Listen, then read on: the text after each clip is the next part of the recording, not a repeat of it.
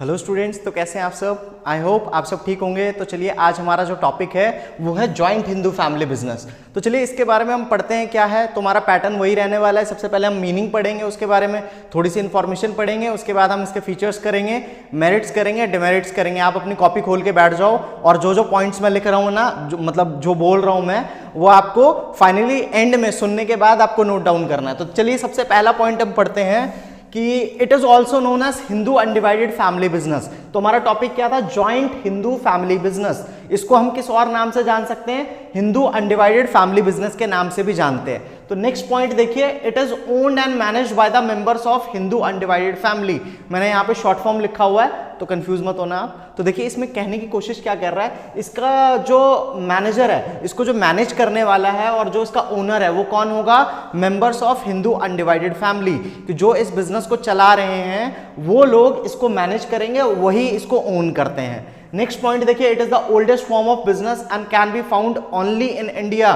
देखिए Hindu undivided family इस type का एक बिजनेस है जो सिर्फ इंडिया में ही पाया जाता है, और इस टाइप के बिजनेस को ओल्डेस्ट फॉर्म ऑफ बिजनेस भी बोला गया है हमारे इंडिया में। तो देखिए नेक्स्ट पॉइंट है, this business is controlled by the head of family, जो कि करता है। मुझे लग रहा है एक पॉइंट मैंने छोड़ दिया। चलो फोर्थ पॉइंट पहले समझाना था मुझे। It is governed by the Hindu law. देखिए कोई भी किसी भी टाइप का ऑर्गेनाइजेशन होता है, ठीक है, किसी भी फॉर्म का कोई भी फॉर्म ऑफ बिजनेस हो, उसको गवर्न करने के लिए एक बॉडी होती है, ठीक है। तो उस लीगल बॉडी को क्या बोला गया है यहाँ पे? हिंदू लॉ।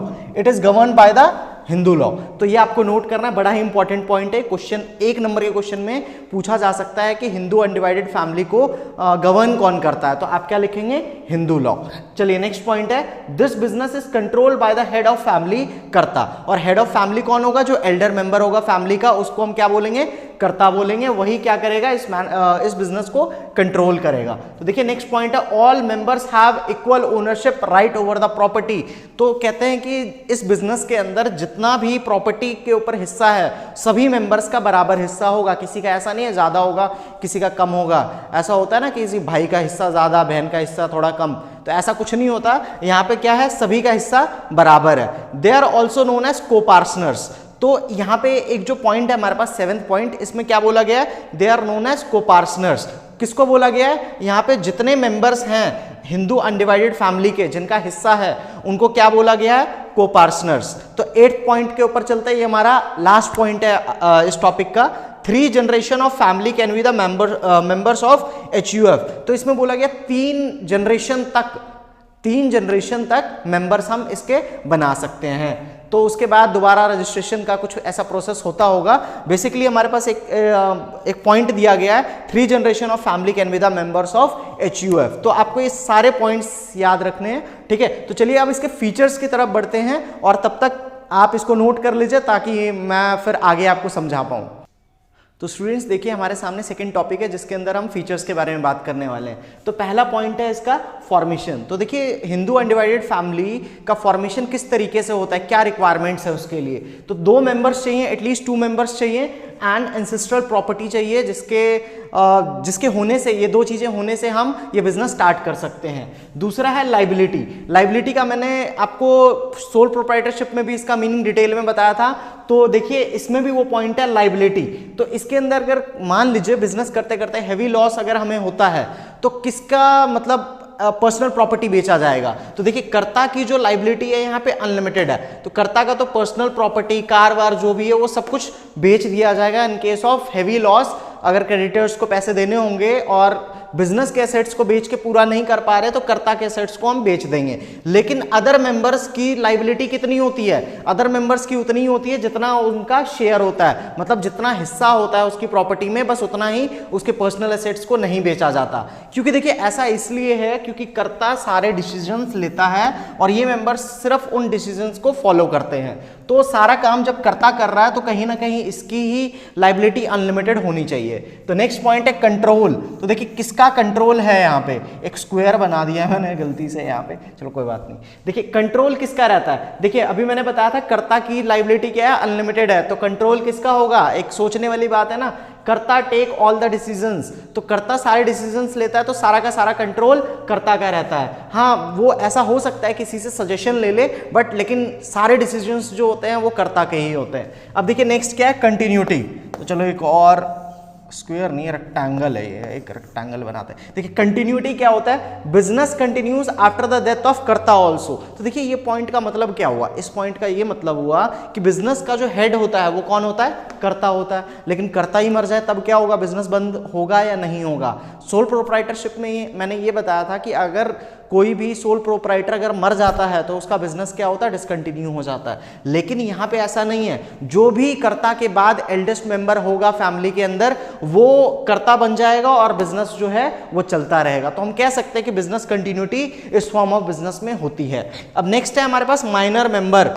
तो चलिए एक और रेक्टेंगल बनाते हैं। पहले देखिए माइनर मेंबर्स जो होते हैं हिंदू अनडिवाइडेड फैमिली के, ये भी हिस्सा होते हैं। और कब हिस्सा बनते हैं, देखिए ऐसा नहीं है कि 18 साल का होने के बाद बनेगा, जैसे ही वो बर्थ लेगा ना, जैसे ही पैदा होगा वैसे ही हिंदू अनडिवाइडेड फैमिली का वो हिस्सा बन जाएगा। तो आई होप ये सारे पॉइंट्स आपको समझ में आ गए होंगे। तो आप इसको फटाफट नोट डाउन करिए, एक बार मैं आपके लिए रिपीट कर देता हूं। तो पहला है फॉर्मेशन, दूसरा लाइबिलिटी, तीसरा control, fourth continuity, fifth minor members. तो आप इसको नोट करिए। तो चलिए अब इसके बाद मैं आपको मेरिट्स बताने वाला हूं, और डेफिनेटली आपको नोट जरूर करना है, क्योंकि अगर आप सुनोगे सिर्फ ना तो याद नहीं होगा आपको, ठीक है। तो आप नोट करिए, फिर मैं नेक्स्ट टॉपिक कराता हूं।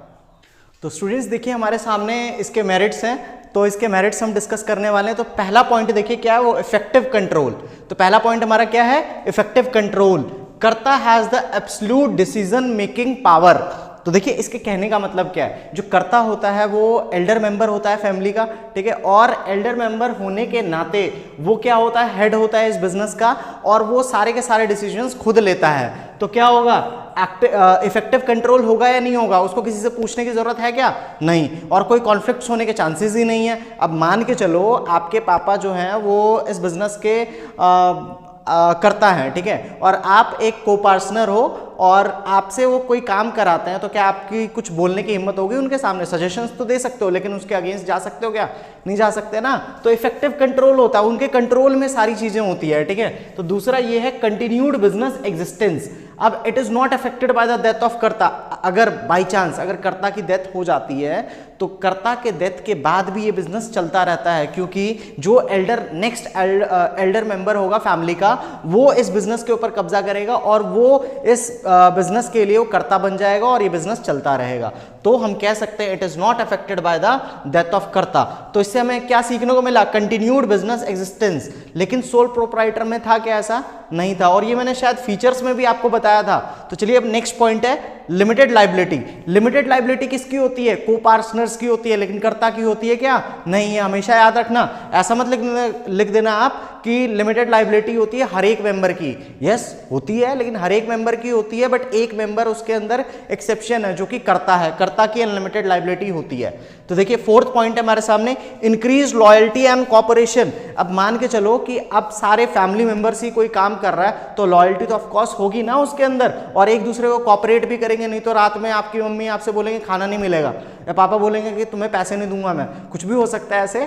तो चलो वो तो मजाक था, लेकिन इसके अंदर क्या है, इंक्रीज लॉयल्टी एंड कॉपरेशन। इसका मतलब यहाँ पे ये है कि एक फैमिली के अंदर सारे मेंबर्स एक दूसरे के लिए लॉयल रहते हैं और एक दूसरे को कॉपरेट करते हैं, जिसकी वजह से क्या होता है, उनका एक कॉमन गोल जो ऑब्जेक्टिव होता है वो अचीव होता है। तो आई होप ये पॉइंट्स आपको समझ में आ गए होंगे।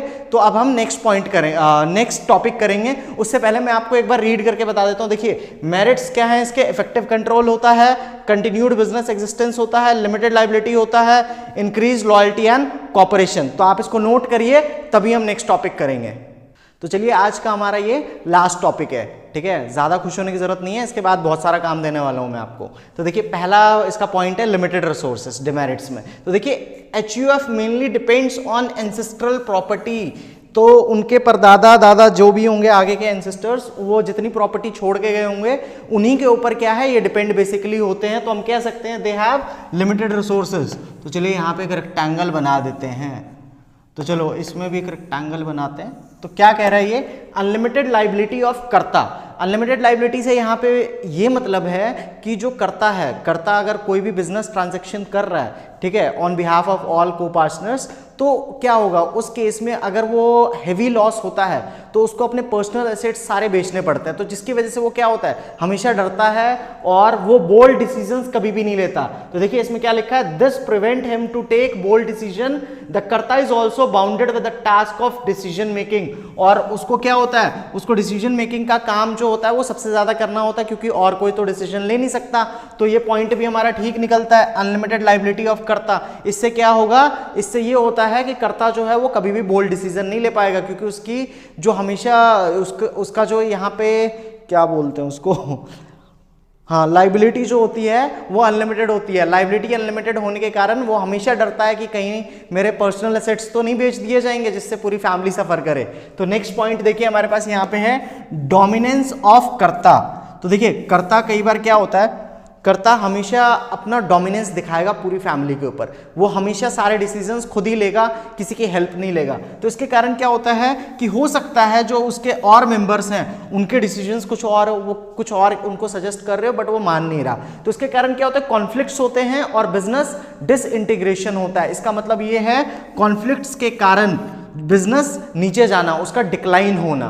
तो नेक्स्ट पॉइंट है देखिए, लिमिटेड मैनेजरियल स्किल्स। तो देखिए क्या होता है, सारे डिसीजंस कौन लेता है इसके अंदर, कर्ता लेता है। तो कर्ता क्या है यहाँ पे, कर्ता एक्सपर्ट तो नहीं हो सकता ना हर चीज में, तो कर्ता can not be expert in all spheres of management. तो हम कह सकते हैं लिमिटेड मैनेजरियल स्किल्स है, और ना वो अफोर्ड कर सकता है कि किसी एमबीए वाले को रखे यहाँ पे, क्योंकि फाइनल डिसीजन तो इसी का होगा ना, तो उसी को सारे डिसीजन जब लेने हैं तो क्या होगा, लिमिटेड मैनेजरियल स्किल्स। देखिए एक आधे केसेस में क्या होता है, जो करता होगा वो एमबीए किया हुआ होगा, ठीक है, लेकिन हर एक पर्सन ऐसा नहीं होता।